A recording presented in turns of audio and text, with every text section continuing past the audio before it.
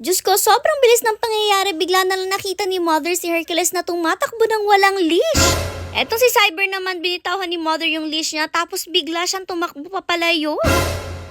Pagdating ni Mother, eto na nga yung naabutan niya sa ating mga pack members. Bale, ayan, mga female na nga natin yung naglalaro dito sa kanilang off-leash area. Nasa loob pa nga nasasakyan si Mother nung time na to, kaya ayan, for the salubong sa kanya lahat ng ating mga pack members at nagsisilip sila dyan. Nung makapasok naman na mga female natin, sabi nga ni Mother ay palabasin muna natin ang iba sa kanila. Sasabay na nga daw natin sa afternoon walk ni Hercules at isa nga sa mga napili nila ay itong very chunky natin na pack member na si Snowy. No doubt, kailangan talaga ni Snowy ang konting exercise at ang pagtakbo-takbo kahit konti tuwing hapon para naman kahit papano malesin yung pagka-chunky niya. Alam niyo naman itong si Snowy, hindi talaga siya ganito katindi ng pagka-chunky noon. Talagang lately na nga lang siya tumaba ng ganito. Fairness, napakasaya niya nung lumabas siya. Tingnan niyo, talagang sinalubong pa nga siya nitong si Hercules. Bale, 4 na pack member nga pala ang dala natin for today. Kasama nga natin si Cyber, si Snowy, si Malia at si Hercules. Sige, isa rin yung dala na pack member itong si Mother, kaya naman hirap din talaga sila na mag-video since si Mother dala niya si Cyber tapos nagve-video rin siya. Nagulat nga siya nang biglang dumaan na lang si Hercules sa kanila at ayan, hinahabol na siya ng Kuya Sermier niya. Nakawala pala itong si Hercules at ito nga yung kuha sa CCTV. Bale, una nga dumaan si Mother dyan, nagtakbo-takbo sila. Tapos bigla na lang sumulpot si Hercules na hinahabol na ng Kuya Sermier niya. Dito na nga siya naabutan sa may paliko, o diba, buti na lang talaga at mabilis rin tumakbo si Kuya Sermier nyo, kaya naabutan niya itong batang to. Dito nga sinuutan na ulit niya ng leash si Hercules at minake sure na nga niya na hindi na matatanggal yan sa leeg niya. Sa pagtakbo naman itong si Kuya Sermier nyo, tumalsik yung mga tsinelas niya, kaya yan, binalikan pa talaga nila yung tsinelas niya yun.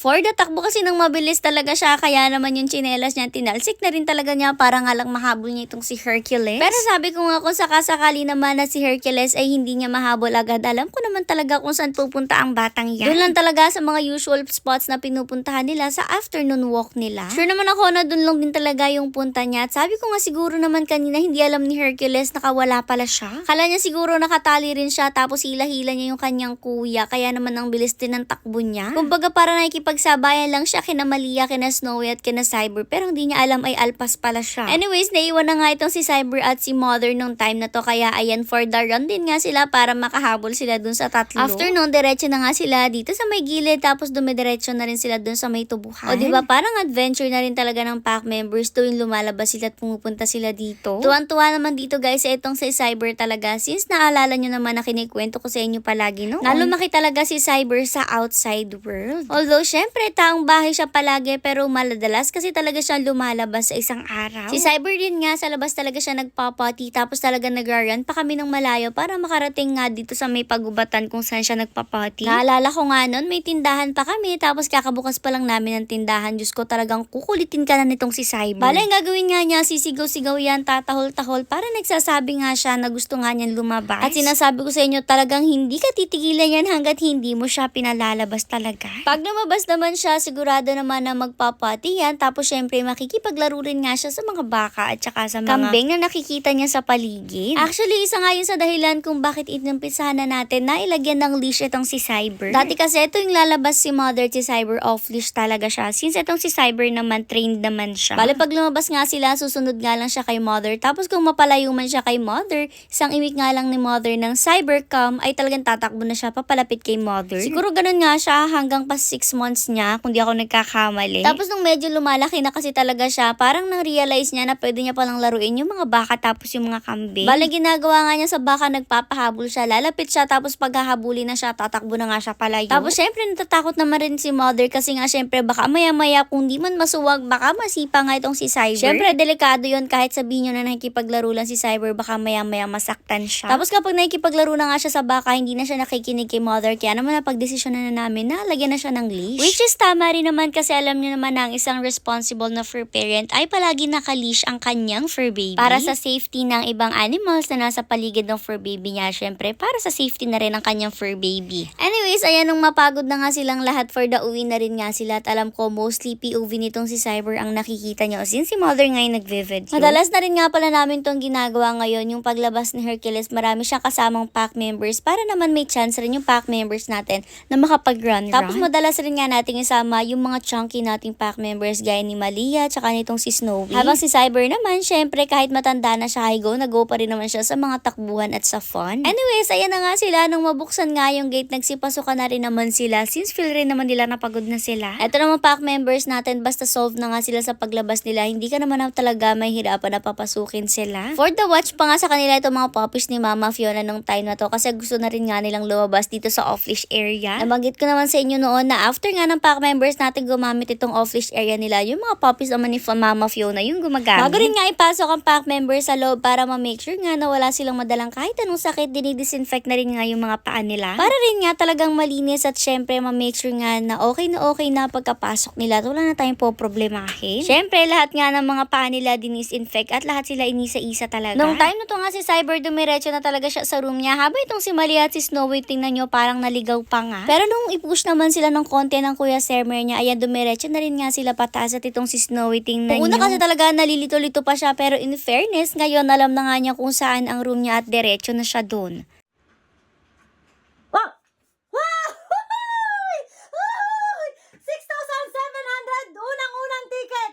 So, ano pa hinihintay nyo? Mag-register na kayo at mag-recharge na sa comment section na guys. Ang link, legit ito. Guys, ito na naman si Talay Titit. Maglalaro na naman ako ngayon kasi gusto ko dito makuha ang ibabayad ko sa kuryente ko, sa aking bill ng kuryente. Ang bill ko ay 16,381.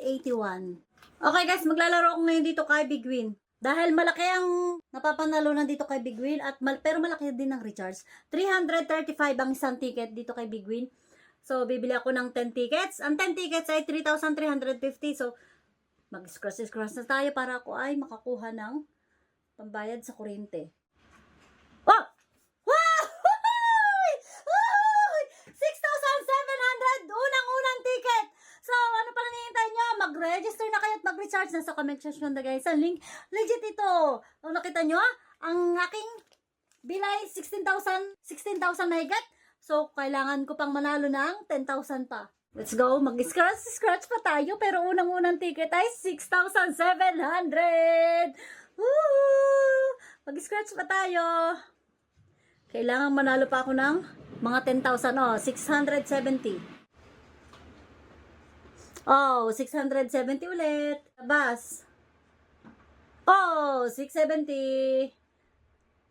Kailangan ko makalaki. 670 ulit. Oh, 1,675. Oh, diba? Oh, di ano na, magkano na yun? Wow, 670. Woohoo, 670. Wow, 670. Oh, 670 ulit. Napakalimit nating manalo ng 670. Pag na-compute natin yung napanalo na natin na yun, malamang malaking pera yun. Oh, 670 ulit. Wow, 670. Mag-scratch pa tayo hanggang sa makakuha tayo ng malaki na ulit. Ito! 1,675. So, kulang na lang tayo ng 6,000 na lang ang kulang natin. At makakapagbayad na tayo ng kuryente. Tapos yan na 670 ulit. 6,000 na lang yun eh. Oh, 670. Oh! 1,675 na naman! So, ano na lang? 4,500 na lang. Sabi ko naman sa inyo, dito ko kinukuha ang aking ginagastos. Oh, 670. Wow, 670 ulit. Wow, 670. Yung mga ginagastos ko sa araw-araw, dito ko lang kinukuha. Nakita niyo naman. Wow, 670 ulit. Oh, 670. Oh, 670. Wow, 670 ulit.